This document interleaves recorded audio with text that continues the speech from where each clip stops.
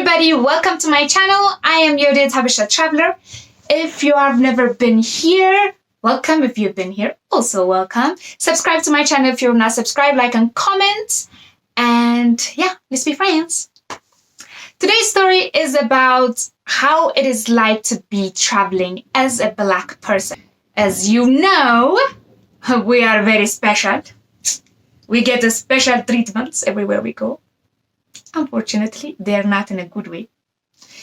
I wanted to do this video because of the situation that's happening now, and most of my white friends don't think that I go through that or I would ever face that because they love me or they care about me. So they don't consider me Black somehow, which is like weird. I don't know. It's kind of weird. Anyways. Traveling is an amazing experience. I mean, it's a way of life for me. I have learned so many things. I have seen so many places. I have met so many beautiful people. I have, tasted so many amazing food and swimmed in the ocean, under the waterfall, climbed a mountain. I've done a lot of things and learned and experienced so many beautiful things. As much as I've met amazing people, I have also met really horrible people. Since it is our reality, I wanted to show you also, as a Black traveler, you will face a lot of racism because you will meet people who have never met Black people before. You will meet people who never had this connection or contact with a Black person. So their reaction towards you or their comments towards you will be a little bit aggressive or very ignorant in a sense that it will make you feel really uncomfortable, or, it will make you feel in so many different ways that you don't want to feel or you've never felt before, especially if you're African and never left the country before. And then you have your first contact are these people commenting this. It will make you feel really bad, and you will, you will answer in a very aggressive way, or you will try to explain this person like how amazing Africa is, how amazing your life is, or whatever. Like at the beginning, I used to get really annoyed and try to explain my life to people, but it got to the point where I learned that the only thing that I can change is my own perception rather than theirs, because they already have made up their mind of how they feel about you. So their reaction towards you shouldn't make you feel any different on how you are. The things. You can't change people. So that's how you have to be careful whenever you have these encounters. You will, these silly things that I'm going to tell you, you will hear them. Oh, do you guys have food in Africa? Oh, you have electricity? Have you seen car before? Do you live in a hut? But you can't spend your time on an ignorant person, because it doesn't matter what you tell him, because it's like you're talking to a wall.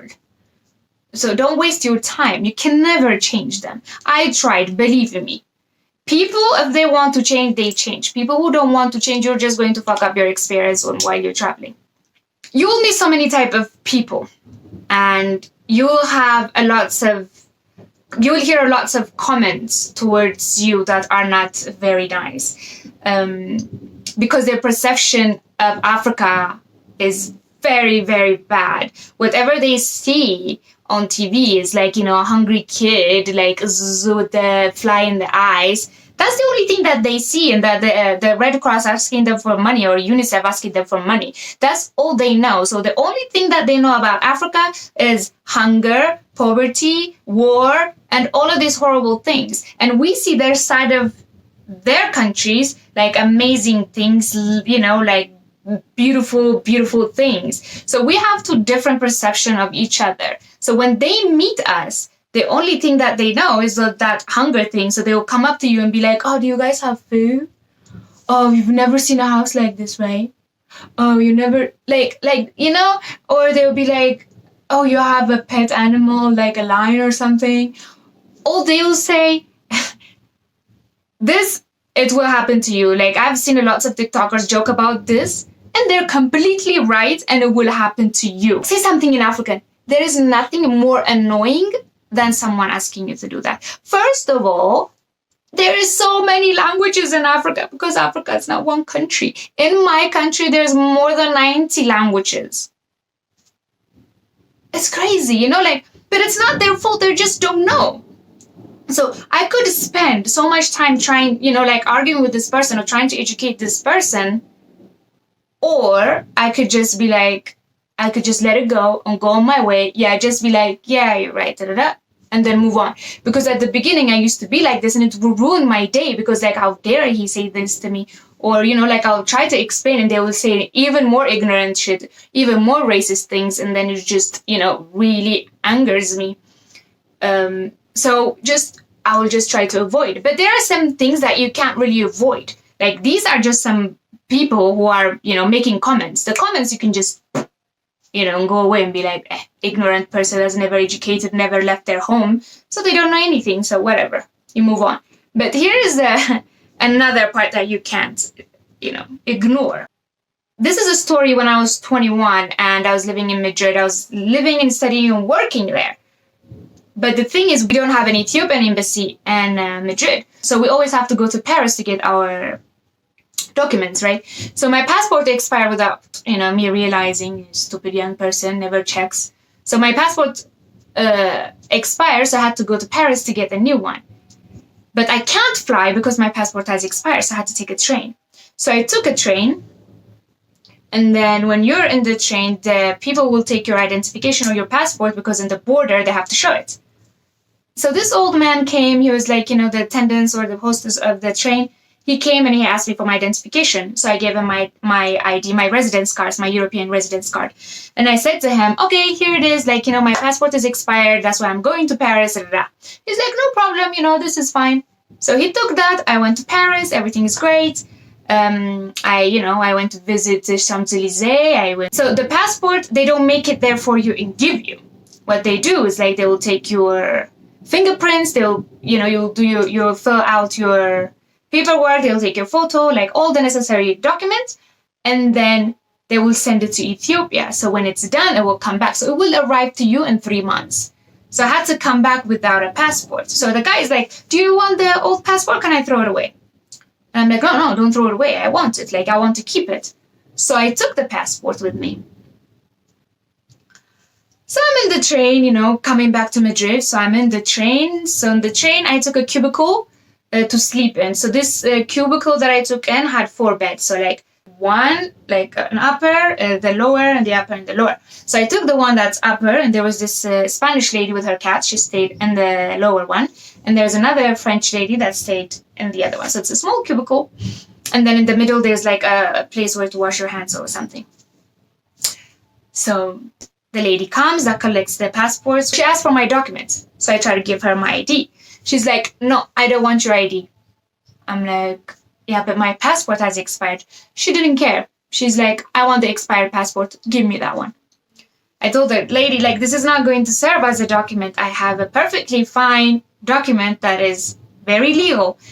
She did not want, you know, she took my passport. Everybody's sleeping. 4 o'clock in the morning. Bang, bang, bang, bang, bang at the door. Imagine. It's a small cubicle room thingy. The door is very thin. If you have ever been in those trains, like the door is not like, you know, like it moves. Like you've seen it in movies, like those doors are not very, you know, hard. So she's like, you know, there is a bang on the door, and then I hear like aggressive man voice calling out my name saying, come out. So I jumped off my bed, and then I opened the door, and there's these 2 military guys dressed in full gear as if they're going to war. They have the helmet, they have like, you know, like the gun protective thing, like, you know, the military outfit, like, and then their rifles, holding it right at my face. I was a 21-year-old, 44 kilogram, skinny ass girl, standing there with her hands up. I have like my curly hair, like I had it all like this all day, and I was sleeping on it, so like I have a messed up hair. I'm just standing here like scared of my ass, like what the hell is going on? So they start talking, and then they're saying, like, we were speaking in Spanish. So this guy kept asking me, like, you know, your passport is expired. And I'm like, I know, sir. Like, I told this nice lady this. that she didn't want my identification. I gave him my identification. I explained my situation. And so this guy says, do you speak Spanish? I'm like, sir, we are speaking in Spanish. Like, the aggression is so much that he wasn't even like listening to what language that we were talking. Like, I was the fuck?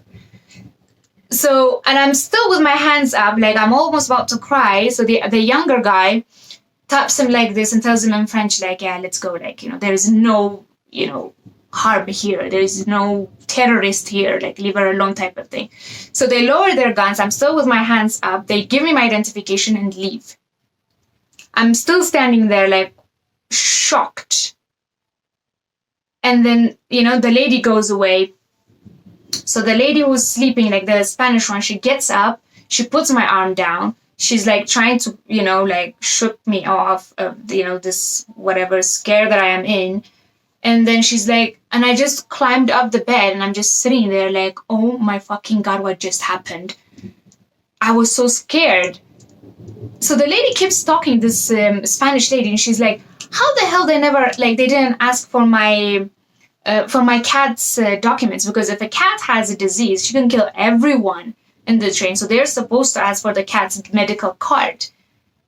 She was so upset that they asked for my identification. They were so worried about me being an illegal African immigrant that they completely forgot about this. Like, that was not even an issue.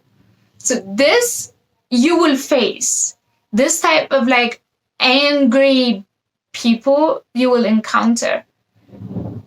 So yeah, this was my Paris story. Now I have to go back to Paris and have a new experience, because this was a shitty ass experience and I haven't went back to Paris ever since. So whenever people are like, let's go to Paris, I'm just like, nee, thank you, I stay here. First time I got the gun, maybe they'll pull the trigger next time, so I want to live a little bit. Yeah, so but I can't live in fear, so I will definitely face my fear and go back to Paris. Stop being fucking racist, because it's bullshit. Anyways, this was my story of Paris. I will tell you about other stories, what I faced in other countries. Yeah, so today's story is this. If you like, give it a thumbs up, subscribe, like, and comment. Push the bell button so you get a notification whenever I post a new video. That's it for today. Thank you very much. And Black Lives Matter. Don't be an asshole. Bye-bye.